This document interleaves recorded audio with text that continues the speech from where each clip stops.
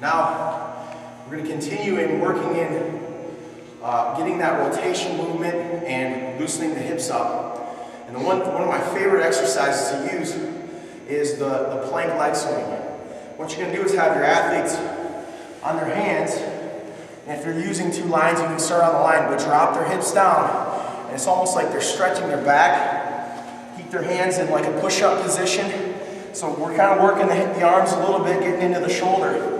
But then you're going to swing your right up and down in this plane. So I'm getting into all the muscles of my hip girdle there and my hip flexors, making sure that I'm loosening all that up, keeping my hips low.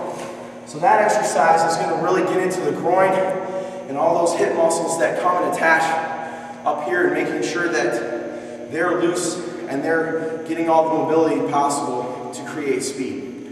So our next exercise, I call this the runner stretch, and this is another great one for the hips.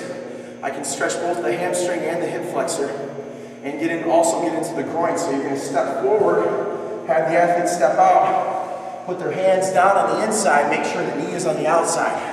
And I sometimes would say get the elbow down, and that will help the stretch. So now I'm feeling it right in here and all the way back through. And then I'll either have my athletes step up and then go to the next one, or they'll hop to the next one. So they'll jump and go to the next one.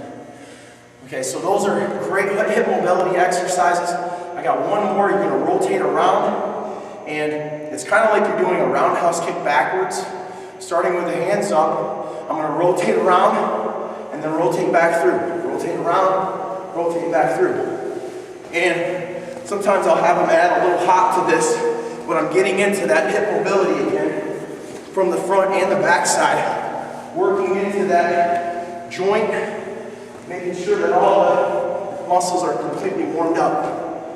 And so those exercises work through that rotational plane again that I've been talking about to help and create mobility so that we can get enough range of motion to create good speed.